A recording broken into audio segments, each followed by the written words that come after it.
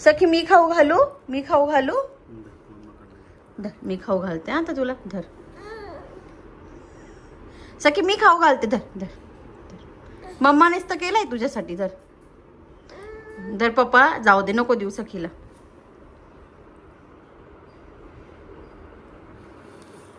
सखी मम्माच्या हातून का नाही खायचं बाबू. दे आता मी परत खाऊ घालते. दे पप्पा घरी राहायचे हे येते परिणाम आहेत. नाही नाही चल चल चल. तर आज असा मधूनच ब्लॉग सुरू केलाय कारण हे काहीतरी वेगळंच आहे आणि हे मागच्या 2 दिवसापासून सुरू झालंय. तर नमस्कार, मी तनया तुमचं अगदी मनापासून स्वागत करते आपल्या आजच्या ब्लॉग मध्ये. से हाय. हाय मन. हाय मन. हाय हाय. तर आमच्या पिल्लूला आता 2 दिवसापासून असं झालंय की आम्हाला मम्मा अजिबात नकोय. मागच्या वीक पर्यंत फक्त मम्मा मम्मा मम्मा होतं. आता आम्हाला मम्माकडनं जेवा वगैरे काहीच करायचं नाहीये. आम्हाला फक्त पप्पा लागतोय. म्हणजे त्याच्याच हातून खाऊ पिऊ घालायचं, त्याच्यासोबतच फिरायला जायचं. ती आहे निखिलच्या अंगावर बऱ्यापैकी, बट ती असं हट्ट कधीच करत नव्हती. 2 दिवसात तिला असं झालंय की फक्त पप्पा हवा आहे. आणि मागच्या आठवड्यात असं होतं की फक्त मम्मा हवी आहे, फक्त मम्माच खाऊ घालेल. तेव्हा पप्पाकडे आम्हाला बघायचं पण नव्हतं. हो ना सखू. आणि आम्हाला हा नवीन नाद लागलाय चावीचा. ती चावी घेते, तिथे खाली मॅग्नेट आहे ना, त्याला जाऊन ट्राय करते घराबाहेर पडायसाठी. जेवा कर, जेवा कर. चल चल जेवा कर.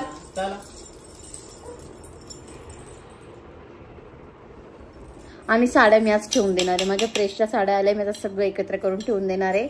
ऍक्च्युली मला हातामुळे खूप जड उचलता येत नाही आणि माझ्या या नवऱ्याला वेळच नाहीये. हो ना निखिल. ऍक्च्युली त्याच्या मागे खूप कामं चालू आहेत सध्या, बट आलाय आता प्रेसच्या साड्या पण आलाय. तुम्ही सगळं करून ठेवून देते. आणि सखी गेली तिच्या जागी. सखी इकडे बघ. ए सखी, सखी.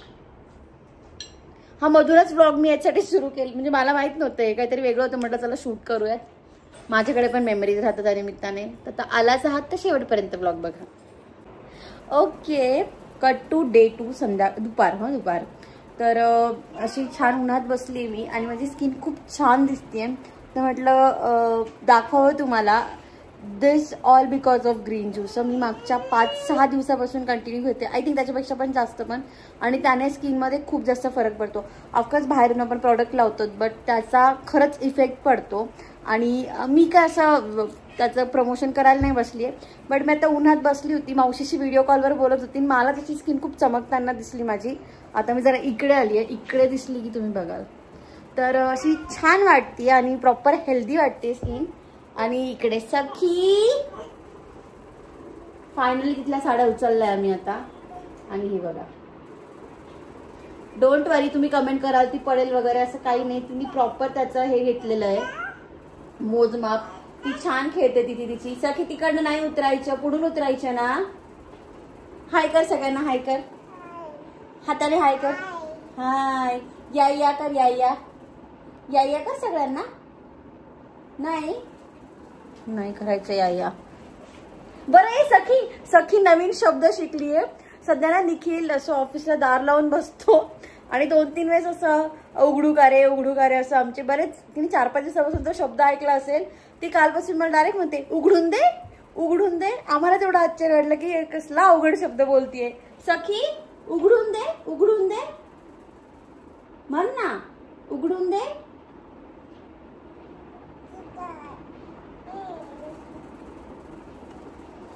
आता ती काहीच नाही बोलत. असं पण मी व्हिडिओ ऑन केला की ती काहीच बोलत नाही.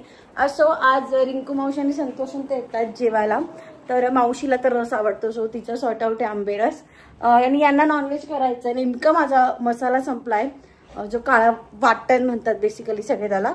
तर मी वाटण केलंय. रेसिपी काही मी शूट नाही केली कारण मी ऑलरेडी शेअर केली आणि प्रत्येकाकडे वेगळं वेगळं बनवतात. पण आधीच मी शेअर केलेली आहे.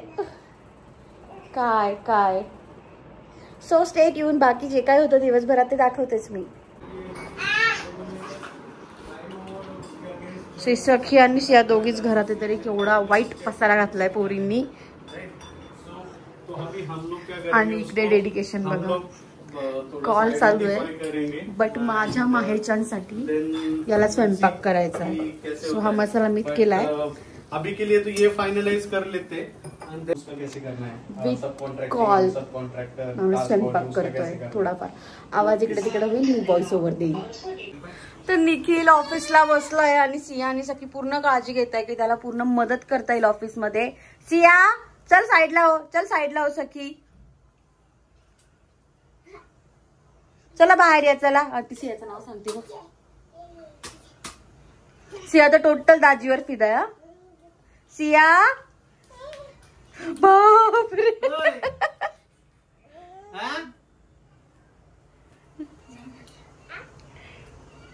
हिचा जीव थोडा थोडा होता. हिचे पप्पा वाटले जातात काय ते बघ. सिया सिया अय डांबी सिया सिया पप्पाचं घेऊन टाकलं मी. काय ले बाबू काय ले. आणि घरात पसारा बघताय तुम्ही. हिला का कलेजी पाहिजे परत सियाला.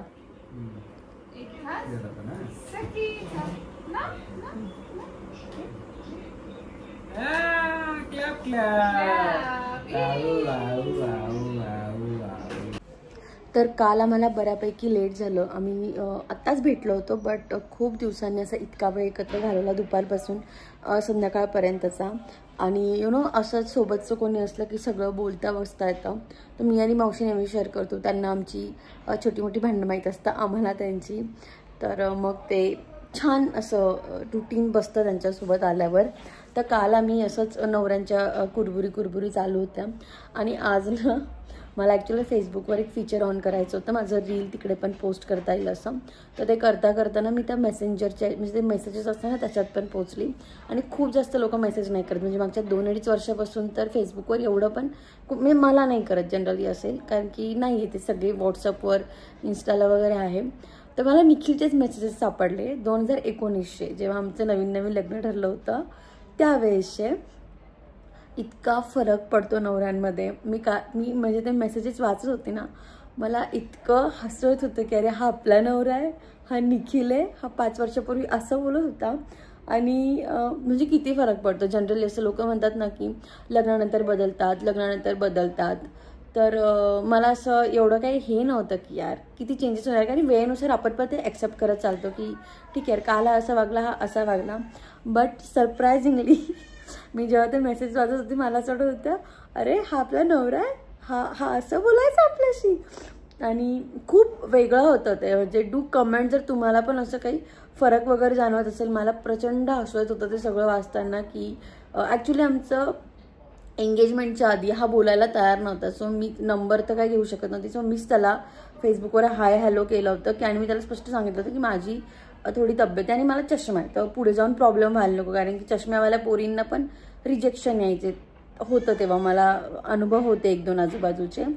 तर आणि माझं लॅसिक होऊ शकत नव्हतं. आम्ही लॅसिकसाठी ट्राय केलं होतं बट माझा एक काय पातळ माहीत नाही पडदा की काय आहे, काहीतरी मोठी टर्म आहे ती, तर त्यामुळे माझं लॅसिक होऊ शकत नाही. सो चष्मा मला राहणार आहे ते होतं. आणि बांधा माझा असा आहे की मी खूपच जास्त अशी नाही होऊ शकत, मी अशा टाईप आहे.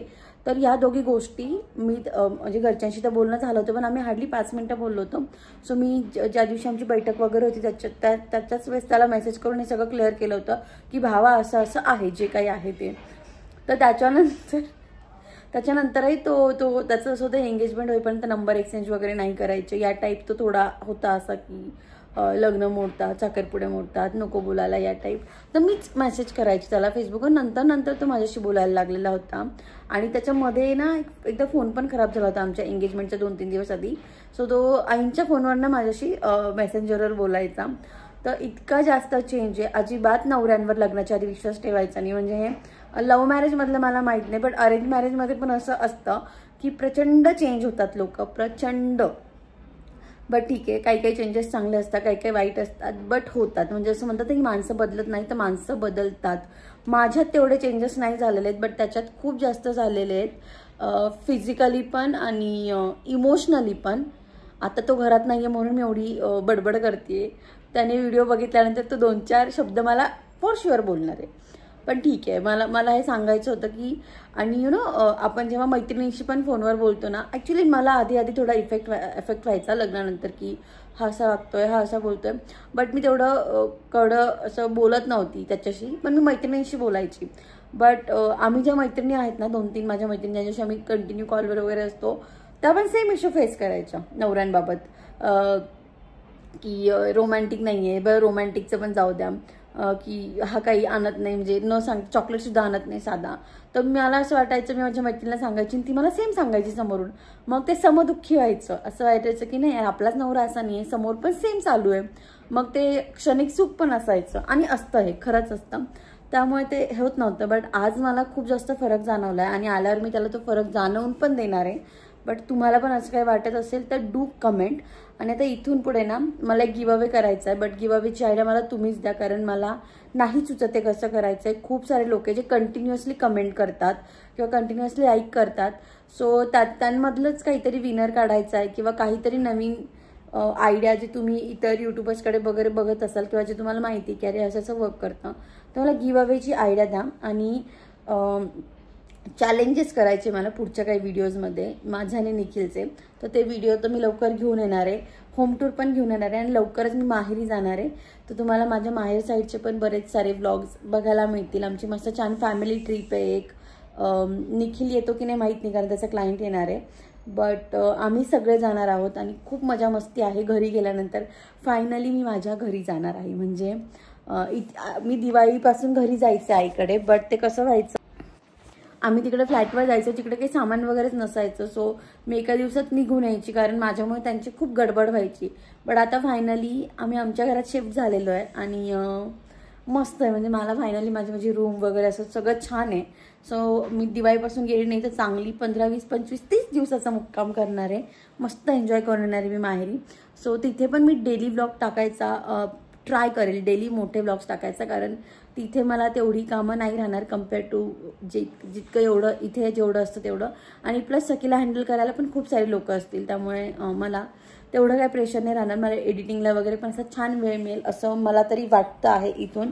बट तिथे जाऊन सखी कशी रिॲक्ट करते त्यावर सगळं डिपेंड आहे. आणि त्याच्या आधी सासरीने जाणार का, तर सासरी जाणार आहे मी 4-5 दिवस आणि महिनाभर माहेरी जाणार आहे. त्यानंतर परत सासरी राहील, बट महिनाभर आता माहेरी जाणार आहे आणि आई तर येत नाही आहे, सो मलाच जावं लागणार आहे. सो असं काही आहे. तुम्हाला जर आपले व्लॉग्स आवडत असतील तर do like, share and subscribe. Give अवेचं सांगा, चॅलेंजेस तुम्ही द्या जे आम्ही फॉलो करतो, जे म्हणजे तुम्ही सांगा काय चॅलेंज आहे ते आम्ही करतो. आणि आपण भेटू आपल्या पुढच्या व्लॉगमध्ये. प्लस तुम्ही आता सध्या शॉर्ट्सला खूप प्रेम देत आहे. माझं प्रत्येक शॉर्ट्स 1 लाख प्लस जात आहे, जे नव्हतं जात ते 40-50K पर्यंत जायचं, बट आता शॉर्ट्सला पण तुम्ही खूप सारं प्रेम देत आहे. सो असंच देत राहा. आपण भेटूया पुढच्या व्लॉगमध्ये आणि पुढचा व्लॉग तुम्हाला कोणता हवा आहे तेही खाली कमेंटमध्ये सांगा. Thank you so much.